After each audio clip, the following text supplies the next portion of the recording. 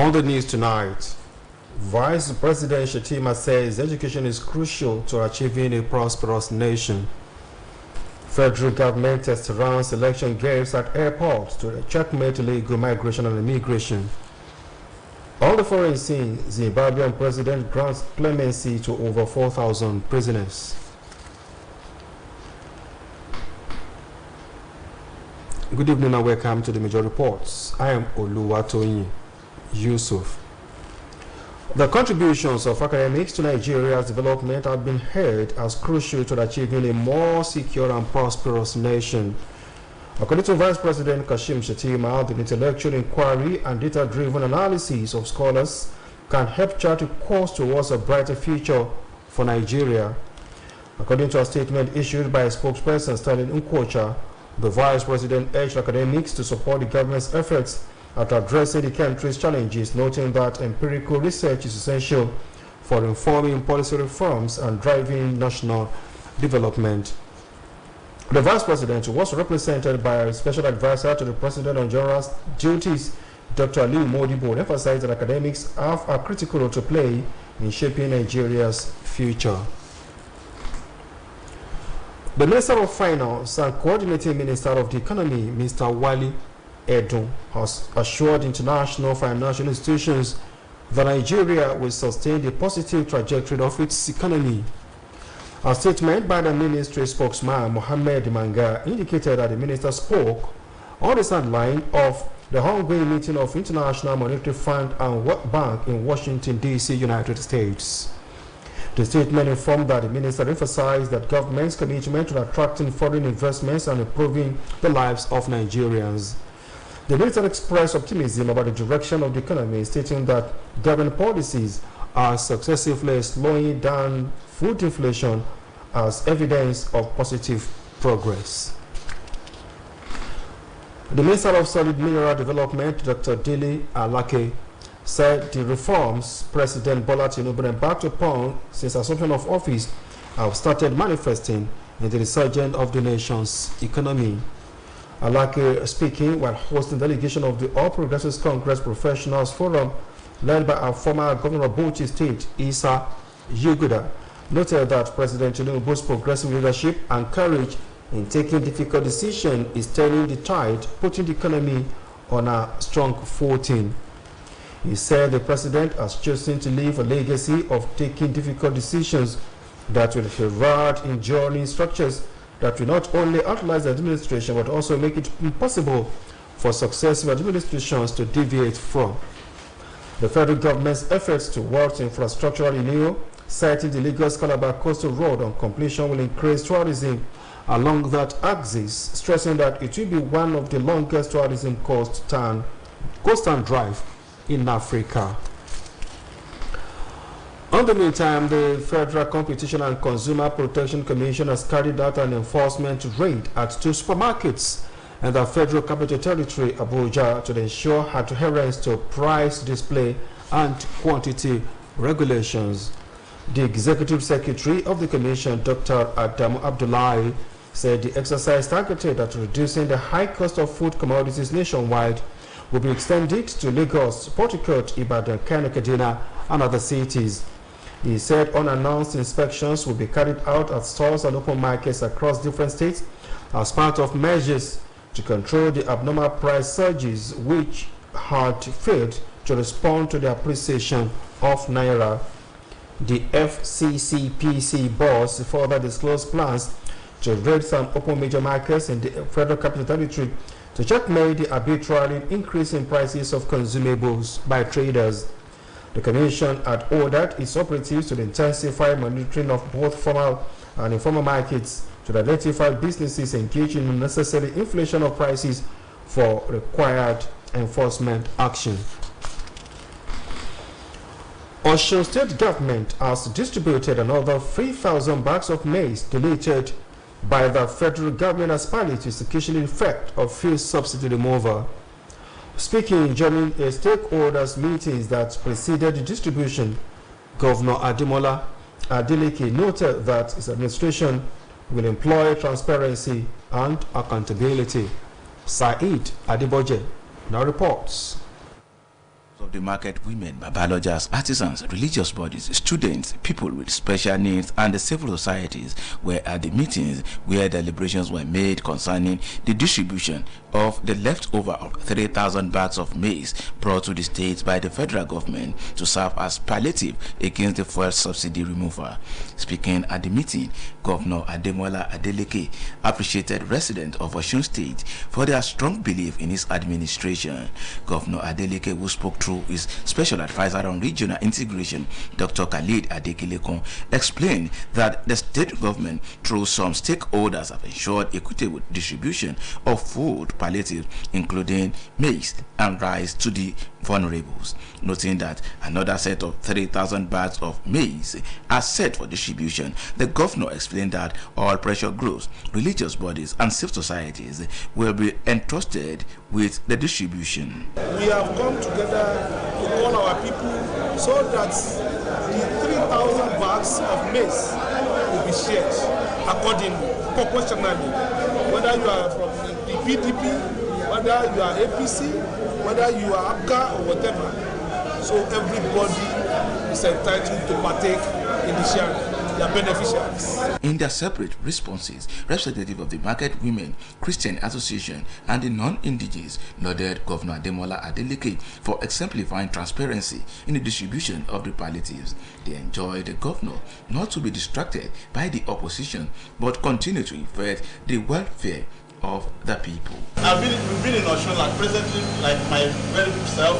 I've been here for a very long time, starting from the second time of Oyilola administration till now. I've been in Osun State. But I can tell you that we've never had it like this. This is the best administration I've seen in Osun.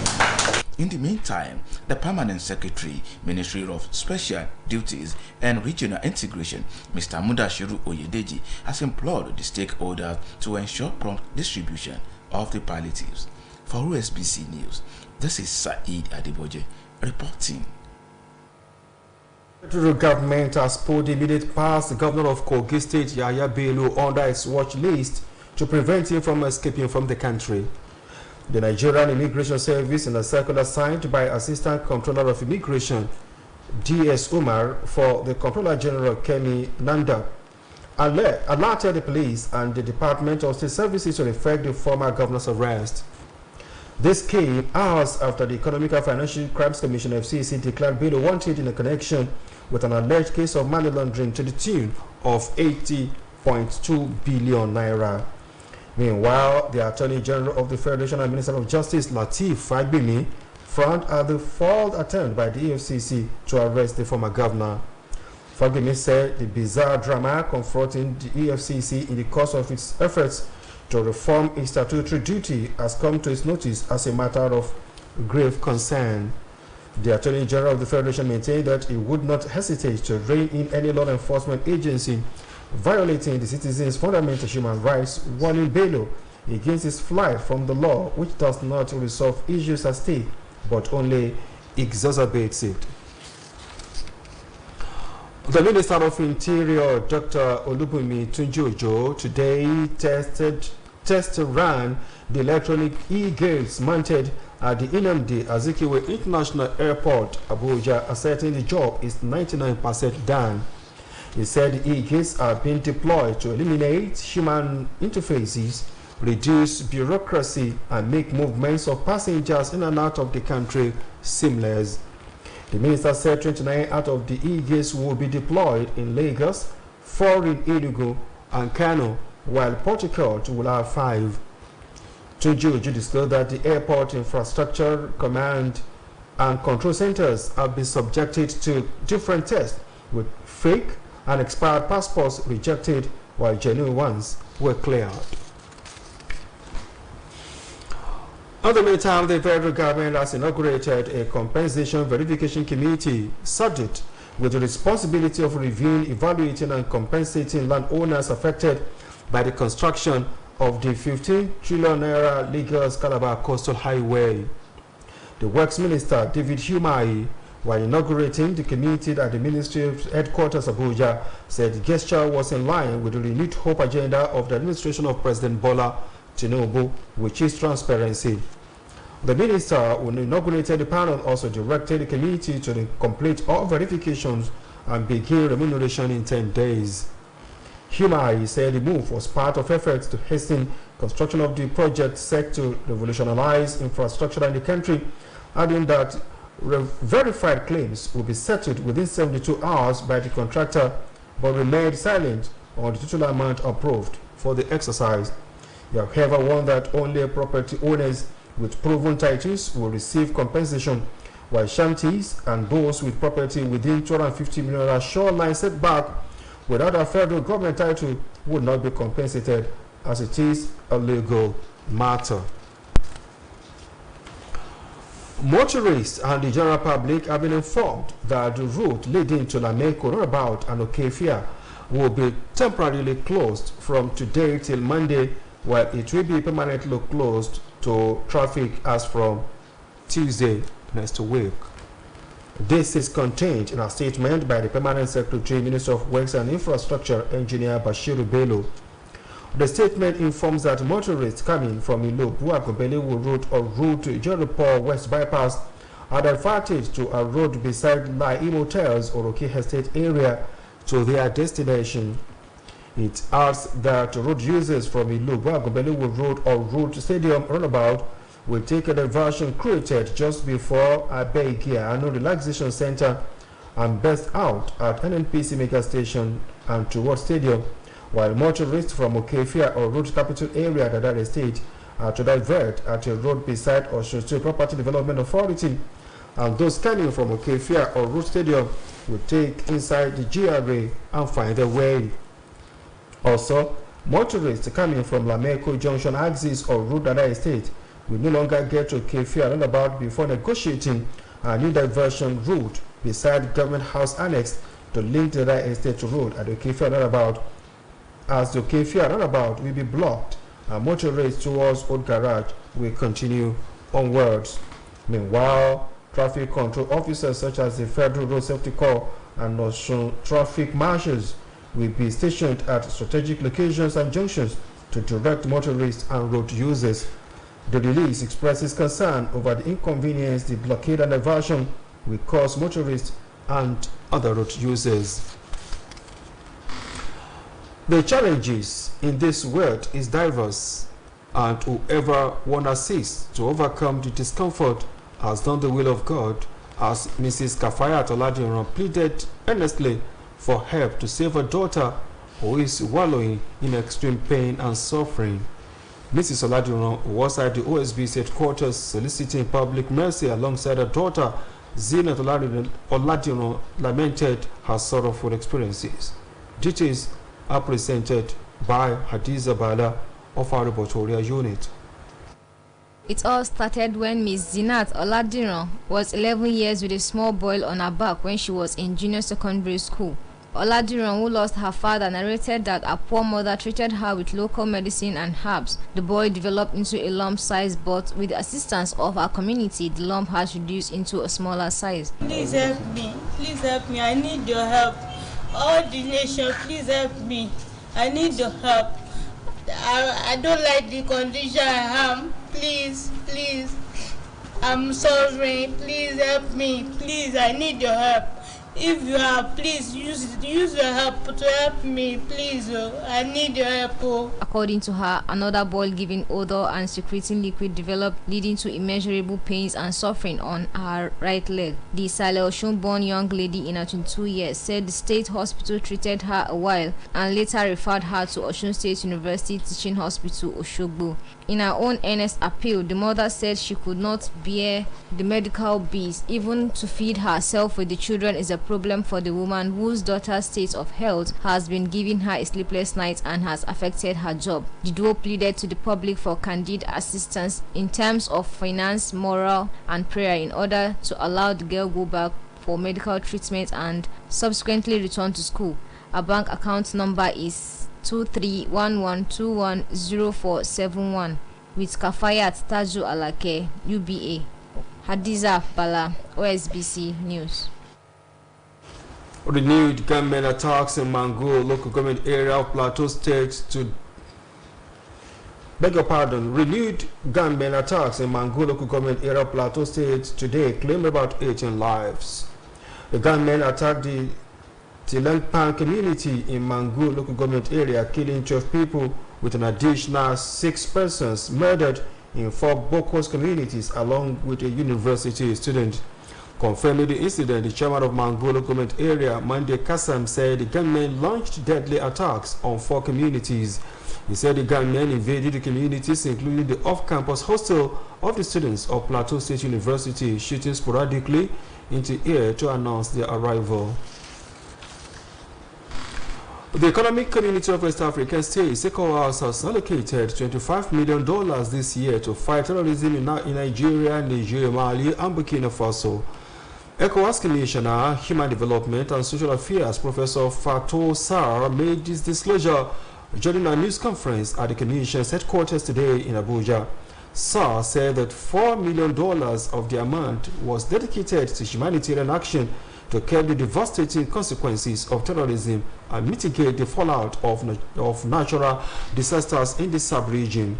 She explained that humanitarian actions were critical because of the multiple crises and displacement within the community, adding that such actions never stop even where the target country is under sanctions. According to her, in 2023 alone, ECOWAS provided support of over $2.6 million to 4 million out of the 8.5 million victims of violent conflicts and disasters across West Africa. You're welcome to our sports segment.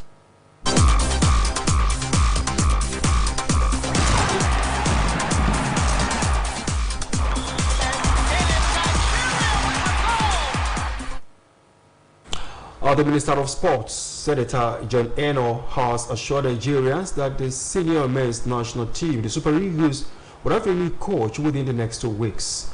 Abdulrahman Adebayo has the details of this and others from the Sport News segment. George has handled the team on an interim basis, while the Nigeria Football Federation shops for a substantial replacement for Jose Peseiro, whose contract ended at the end of February. According to him, the responsibility of getting a coach lies with the NFF, and he has been in touch with the NFF because he thinks Nigerians didn't expect that after AFCON in order to fast-track the appointment of new coach for the senior team. The Eagles will be hoping to bounce back from disappointing draws with Lesotho and Zimbabwe in the World Cup qualifiers against South Africa in June. The minister insisted that the country could not afford to miss out on another World Cup after the 2022 debacle. In another development, President Bola Tinubu and other prominent citizens have backed chess grandmaster Tunde Onekoya in his attempt to break the Guinness World Record for the longest unbeaten chess marathon. Onekoya's 58-hour quest to break the Guinness World Record for the longest unbeaten chess marathon in New York is scheduled to conclude 8 p.m. today. The current Guinness World Record for the longest chess marathon stands at 56 hours, 9 minutes and 37 seconds and was set by Harvard Hogg and Fakingstad of Norway around November 2018.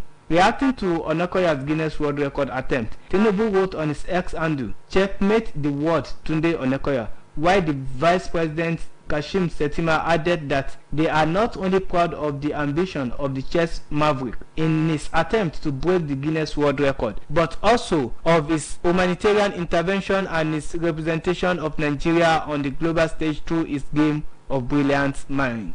Meanwhile, former Liverpool defender Steve Nicol has urged the Anfield giant to go all out and sign Napoli striker Victor Osimhen. Osimhen, who joined Napoli from Lille in 2020, signed a new contract with the Italians last December that saw him earning a monthly salary of 1.5 million euro, almost doubling his previous earnings. Despite penning a new contract that has a 113 million euro release clause, the Nigeria international is not short of suitors, as he has emerged as one of the most sought-after strikers by top clubs across Europe, after scoring 31 goals in 39 appearances last season and guiding Napoli to their first ever league title in over 3 decades. In an interview with Newsman, Nicole, who had over 340 appearances for Liverpool between 1981 and 1994, suggested that signing Osimhen would be a fantastic move by the Reds. Abdulrahman Adebayo, reporting for OSBC TV.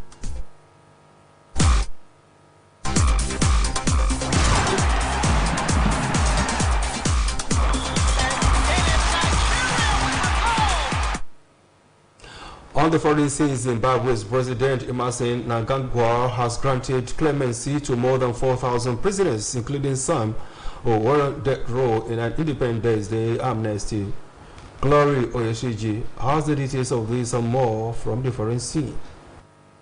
Zimbabwe marked 44 years of independence from white minority rule, which ended in 1980 after a bloody bush war, after which the country's name was changed from Rhodesia to Zimbabwe. The presidential amnesty, the second in less than a year, benefits female, older and juvenile inmates, the terminally ill and some who were originally sentenced to death. According to the clemency order, those ones on death row but who had their sentences commuted to lifetimes in previous clemency orders or through court appeals are to be freed, provided they have been in prison for at least 20 years. Report says all female prisoners who had served at least a third of their sentence by Independence Day are being freed, as well as juvenile inmates who have been served the same period.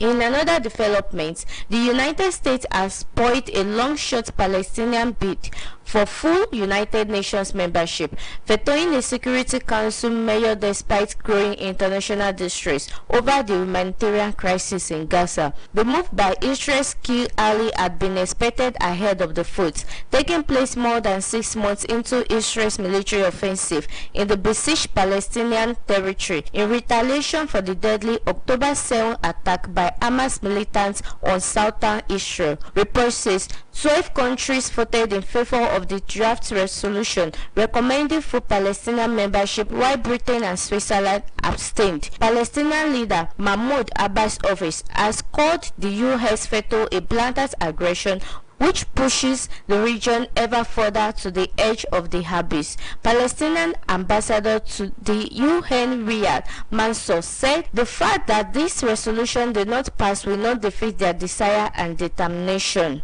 Meanwhile, Ukraine's Air Force says it shot down a Russian strategic bomber with anti-aircraft missiles for the first time since the war began in 2022. The warplane has downed in Russian airspace 300 kilometers from Ukraine's border today after it took part in a long-range air strike that killed at least 9 people in the central region of Dnipropetrovsk in Ukraine. The Ministry of Defense said the plane was returning to its base in Russia after having fired missiles at Ukraine overnight. Russia commonly uses the bomber to fire cruise missiles at Ukrainian targets from inside its own airspace. Meanwhile, Russian officials denied Ukraine's attack and said the plane crashed over the southern Stavropol region due to a technical malfunction. Glory Oyeshiji for OSBC.